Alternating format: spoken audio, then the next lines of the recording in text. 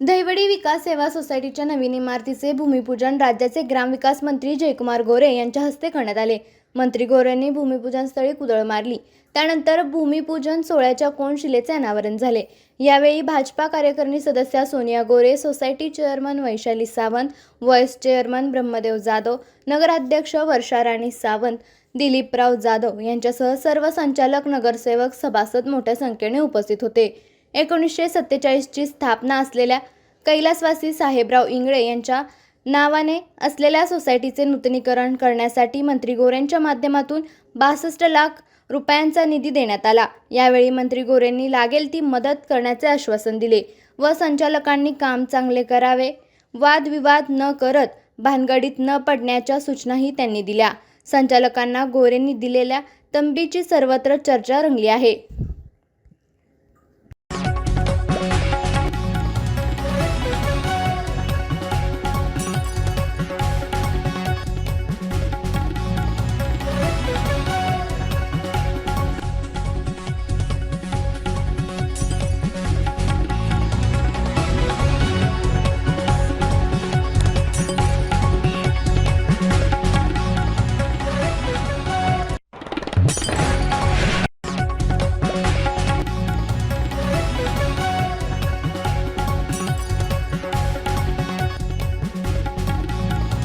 आज सोसायटीच्या माध्यमातून रेस्किंगचं दुकान चालतं आणि काय किती व्यवसाय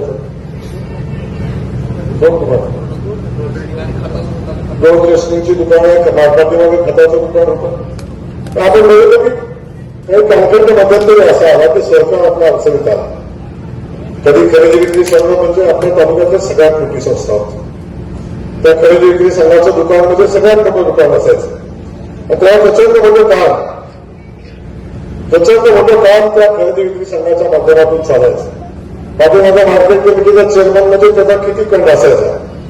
आता तो विचारत नाही मार्केट कमिटी चेअरमन, संघाला तो म्हणतात तरी काय म्हणतात ना आपल्या संघाच्या चेअरमन असलेली माणसं चेष्टा करतात। अशी परिस्थिती आज निर्माण झालेली आहे। ह्या सगळ्या संस्था एका खूप समृद्ध संस्था होत्या। मला आठवतं मी खूप लहान होतो तेव्हा मी संघाच्या इमारतीत दादांच्या सोबत कधी वडिलांच्या सोबत यायचो। पलीकडे तिथे संघाचं समोरच होतं। संघाचं आपलं खूप मोठं एक दुकान संघाचं आपलं कधी याचं होतं। त्या दादांच्या सोबत वडिलांच्या सोबत किराणा मला दुकान होतं तेव्हा जाणं येणं असायचं। कधी खरेदीच्या निमित्ताने येणं असायचं तेव्हा मला माहिती आहे तेव्हाचा कार्यक्रम मला आठवतो। खूप मोठं वैभव या दहिवडीच्या खरेदी विक्री संघाचं होतं। त्याच्यासोबत ते वैभव दहिवडीच्या मार्केट कमिटीचं होतं। आता सगळं ऑनलाईन झालंय। कांद्याचा व्यापारी बांधावाचा असतोय, मार्केट कमिटीत कांद्याचा विषय राहिला नाही। डाळिंबीची बाग तयार व्हायच्या अगोदर तिचे लिलाव झालेला असतो। त्यामुळे आता हे सगळ्या व्यवस्था आता मार्केट कमिटीत येतील, मग त्याकडे जातील, मग तिथं पुढे जातील। आता फार विषय राहिला नाही। अलीकडे मार्केट कमिटीचं कामकाज खूप कमी झालं। काही मार्केट कमिटी अजूनही चांगल्या चालतात, परंतु आता ग्रामीण भागात त्याच्या मार्केट कमिटी आहे तिथं आपण किती म्हणतो माझी इच्छा आहे कांद्याचं मार्केट चालू करावं। आज पहिल्यांदा स्वतःहून चेअरमन मार्केट कमिटीचं माझ्याकडे आले। मला म्हणले भाऊ शेड घालायचं म्हणजे काय ते म्हणजे कांद्याचं मार्केट चालू करायचं। मला आनंद वाटला की कोणीतरी आला आणि मला म्हणला की कांद्याचं मार्केट चालू करायचं। त्यांनी सांगितलं मला शेड करून द्या। आमच्याकडे 25 लाख आहे, ते पण डिपॉझिटमध्ये आलेले आहेत। भाऊ तुम्ही कुठून तरी कांद्याचं शेड सगळे पैसे उपलब्ध केला। आता पहिल्यांदा तो आला आणि सकाळी सांगितलं त्याला की बघू करू, पण नक्की मार्केट कमिटी जर कांद्याचा मार्केट तिथे चालू करत असेल तर तिथे आपण मोठ्याच्या मोठा शेड आपण उपलब्ध करू। पैसे कुठून येणार? शेवटी काम करणाऱ्याला पैशाची अडचण येत नाही, त्याला कामच करायचं नाही, कारण सांगायचं तो दिलीप भाऊ कारण सांगणारे माणसं कधी काम करू शकत नाही आणि कारण सांगणारा माणूस कधी पुढे जाऊ शकत नाही। एका निवडणुकीत पराभव झाला तर लगेच काम चालू होतं, ह्याला असं केलं त्याने तसं केलं। अजिबात म्हणायचं कारण नाही, कारण आपणच असतो। जो कारण सांगत नाही तो कधी पुन्हा पश्चातापाची वेळ त्याला येत नाही। तर कधी कारण हे कधी सांगायचं नसते आणि कारण न सांगता आपण काम केलं तर मला वाटतं अडचण येत नाही। तेव्हा हा लोकशाहीची प्रक्रिया असते। आज आपण या ठिकाणी सोसायटीच्या माध्यमातून बघितलं खूप सोसायटी आहे। मला कौतुक सोसायट्यांचं करायला लागेल कारण ही व्यवस्था मला वाटतं विकास सेवा सोसायटीची हीच व्यवस्था आज ही सर्वोत्तम व्यवस्था आपल्या ग्रामीण भागामध्ये प्रत्येक गावामध्ये ज्या ज्या ठिकाणी सोसायटी आहेत त्यांचा कारभार उत्तम चाललेला असतो. एका दुसरा गाव लागला असं नाही तर सगळ्या सोसायटीचं कामकाज चांगलं चाललेलं असतं आणि आमच्या शेतकरी बांधवांची खऱ्या अर्थानं अर्थवाहिनी काय असेल तर ती आमची विकास सेवा सोसायटी असते.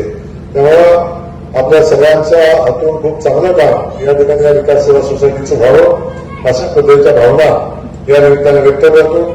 आपण रेवडीकर मंडळीने खूप चांगली इमारतीचं काम हातामध्ये घेतलेलं आहे. त्या इमारतीचं काम खूप चांगलं पूर्ण करावं, खूप चांगली इमारत या ठिकाणी क्वालिटीची इमारत व्हावी अशा पद्धतीच्या भावना या निमित्ताने व्यक्त करतो. आज मला सांगायला आनंद होतो की आता अधिवेशन चालू आहे आणि या चालू अधिवेशनामध्ये राज्याचे मुख्यमंत्री आदरणीय देवेंद्रजी आपल्या सगळ्या शेतकरी बांधवांचं 2 लाखापर्यंत 25 सप्टेंबरपर्यंत जे कर्ज थकीत आहे ते 2 लाखापर्यंत कर्ज आता माफ केलेलं आहे. मला कसं विचारायचं आतापर्यंत एकदाही काही वाटलं मला प्रश्न पडला नाही भूमिपूजनाला आल्या का मातीला आल्या पण कर्ज माफी झाली म्हणणं टाळेबाजी लोकांना कुठं टाळेबाजीचं कळतं चांगलं. आपल्या सगळ्यांना 2 लाखापर्यंत कर्ज माफ करण्याचा निर्णय राज्याचे मुख्यमंत्री आदरणीय देवेंद्र फडणवीस साहेबांनी घेतला जे त्यांनी निवडणुकीमध्ये शब्द दिला होता. आणि त्याच्याही पुढे जाऊन ज्या लोकांनी नियमित कर्ज भरलेलं ज्या लोकांनी नियमित काय झालं आधी पण कर्ज माफ होते म्हणून कधी भरतच नाही ते थकीत गेले पण नियमित कर्ज त्यांनी भरलं अशा लोकांसाठी पण 50,000 रुपयाचं सानुग्रह अनुदान देण्याचा निर्णय घेतलाय. आता काय हरकत नाही 50,000 रुपये तोही निर्णय आता घेतला 50,000 रुपये जो ज्याने भरले त्याने 50,000 रुपये देणार अशा पद्धतीचा निर्णय आता राज्याच्या सरकारने घेतला. आपल्या आता काय सगळं व्यवस्थित चालत आहे खरं आहे लाईट मोफत आहे. पुन्हा एकदा आजच्या दहिवडीच्या कार्यक्रमाच्या निमित्तानं मी मनापासून सोसायटीच्या सदस्यांना सोसायटीला मनापासूनच्या शुभेच्छा देतो. आपण सगळ्यांनी आता एवढं चांगली इमारत मंजूर केलेली आहे तर आपण काम पण चांगलं करावं.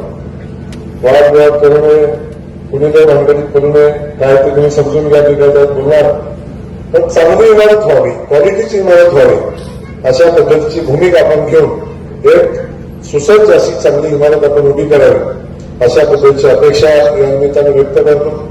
इथल्या कामाच्या संदर्भात आपण काय सांगितलं पेव्हिंग जॉबच्या कामाचा विषय इथला अन्य कामाच्या संदर्भात विषय सांगितला. महेशने सांगितलं की आम्हाला शेतकरी भवन आपल्या तालुक्यातील जिल्ह्यातील बातम्या सर्वप्रथम पाहण्यासाठी आजच सातारा न्यूजला YouTube चॅनलवर सबस्क्राईब करा, लाईक करा, शेअर करा आणि बेल आयकॉन प्रेस करायला विसरू नका.